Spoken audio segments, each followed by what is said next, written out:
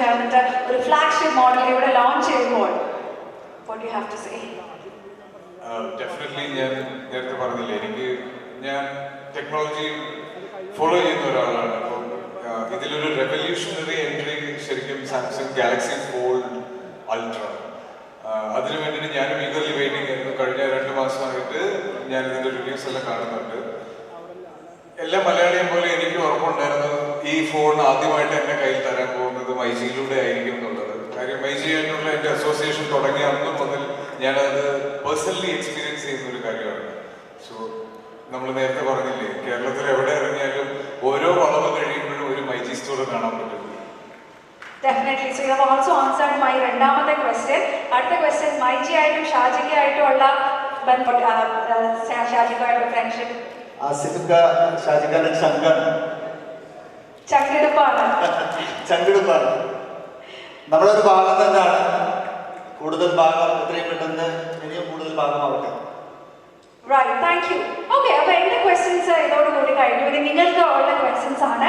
We have a lot of wonderful influences. ഒരുപാട് amazing content നമ്മുടെ മലയാളികൾക്ക് വേണ്ടിയിട്ട് ഇട്ട് കൊടുക്കുന്ന ഒരുപാട് ഇൻഫ്ലുവൻസേഴ്സും കോണ്ടന്റ് ക്രിയേറ്റേഴ്സും ഉള്ള ഈ ഒരു വേദിയിൽ നിൽക്കുമ്പോൾ ഇനി എൻ്റെ ചോദ്യത്തിന് പ്രസക്തി ഇല്ല. So can I have questions from the audience? It is going to be an yes. I think we've got the first question. Yes, we've got a gorgeous lady in yellow. Shoot. ഉപയോഗിക്കുന്ന phone ഏതാണ്? ഇപ്പോൾ ആ phone കിട്ടിയപ്പോൾ പോക്കറ്റിൽ ഇടുന്നതാണ്. ആ phone ആസിഫിന്റെ ഇടുന്നതാണ്. ആസിഫിനെ കുറിച്ച് ഷാജിക്ക പറഞ്ഞ ചങ്കാണ്, ചങ്കെടുപ്പാണ്. ആസിഫ് നിലവിൽ ഉപയോഗിക്കുന്ന ഫോൺ ഏതാണെന്ന് കാണിക്കണം.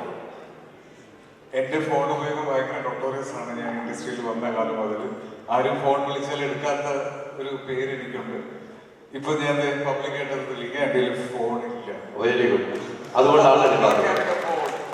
ഇനി ഇപ്പോൾ ഈ ഫോൺ ലോഞ്ച് ചെയ്തപ്പോൾ ആസിഫിക്ക കിട്ടിയ ഫോൺ പോക്കറ്റിലിട്ട് നോക്കി ഞാൻ ശ്രദ്ധിച്ചു. ആ ഫോൺ കിട്ടിയ കഴിഞ്ഞപ്പോൾ ഏറ്റവും ആദ്യം ആ ഫോൺ ആർക്ക് ഗിഫ്റ്റ് കൊടുക്കണമെന്ന് ആസിഫിക്ക ചോദിച്ചു. ഫോൺ ഗിഫ്റ്റ് കൊടുക്കാൻ? ഗിഫ്റ്റ് ഈ ഫോൺ കിട്ടിയാൽ ഏറ്റവും ആദ്യം ആ ഫോൺ ആർക്ക് ഗിഫ്റ്റ് കൊടുക്കും? ഇല്ല, ഞാനത് ഉപയോഗിക്കും. ഞാൻ നേരത്തെ സീരിയസ് ആയിട്ട് പറഞ്ഞതാണ്. ഞാനൊരു 2 മാസമായിട്ട് ഇതിന്റെ റിവ്യൂസ് ഇങ്ങനെ കണ്ടുകൊണ്ടിരിക്കുകയാണ്. കാര്യം ഈ ഫോൾഡ് അൾട്ര എന്നുള്ള അത് ഒരു പാസ്പോർട്ട് സൈസിൽ വരുന്നു. അത് ഭയങ്കര കോമ്പാക്റ്റ് ആണ്, അത് പോക്കറ്റബിൾ ആണ്. അപ്പം അതെങ്ങനെ ഉണ്ടെന്നുള്ളൊരു എക്സൈറ്റ്മെന്റ് ആയിരുന്നു കൈ കിട്ടിയപ്പോൾ കണ്ടത്. ഡെഫിനറ്റ്ലി അത് കിട്ടിയാൽ ഞാൻ ഉപയോഗിക്കും. അപ്പൊ ഇനി ഫോൺ വിളിച്ചാൽ കിട്ടും. അതൊന്ന് പ്രോമിസ്. എന്റെ ക്വസ്റ്റ്യൻ ആസിഫിക്കയോടാണ്.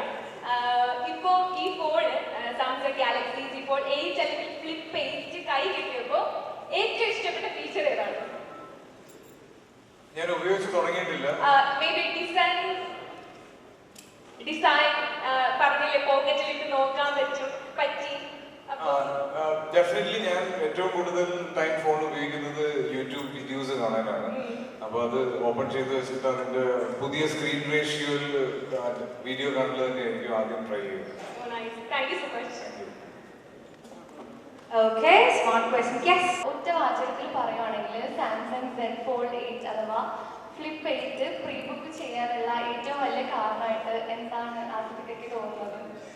ഫ്ലിപ്പ് രണ്ടും ഏറ്റവും പുതിയ ടെക്നോളജി അല്ലേ? ഏറ്റവും പുതിയ ടെക്നോളജി, പുതിയ ഡിസൈൻ, ഡെഫിനറ്റ്ലി അതെ. പിന്നെ ഇപ്പൊ ഷൂട്ട് ചെയ്തുകൊണ്ടിരിക്കുന്നത് കോട്ടയം ബെൽറ്റ് എന്ന് പറഞ്ഞ ജിസ്റ്റുമായി ഡയറക്റ്റ് ചെയ്ത ഒരു ഫിലിമാണ്. ഷൂട്ട് കംപ്ലീറ്റ് ആയി പോസ്റ്റ് പ്രൊഡക്ഷൻ സ്റ്റേജിലുള്ളത് ടിക്കിട്ടൊക്കെ. അങ്ങനെയാണെന്നുണ്ടെങ്കിൽ എൻ്റെ കയ്യിൽ ഒരു 6 വർഷമായിട്ട് ഒരു കഥ ഉണ്ട്. ഒന്ന് കേൾക്കാനുള്ള സമയവും തരണം. കുറെ കാലമായിട്ട് മനസ്സിൽ കൊണ്ട് ഇറക്കാറ്. എൻ്റെ മനസ്സിൽ ആസിഫിക്കാണ് ഫസ്റ്റ് പറയാനുള്ളത്, ആസിഫിക്കോട്. അപ്പോൾ ആസിഫിന്റെ സമയം ഞാൻ പ്രതീക്ഷിക്കുന്നു. അടുത്ത ഗാലക്സി സീരീസിന്റെ ലോഞ്ചിന് മുന്നേ ഞാൻ കേട്ടിരിക്കുന്നു. Thank you so much.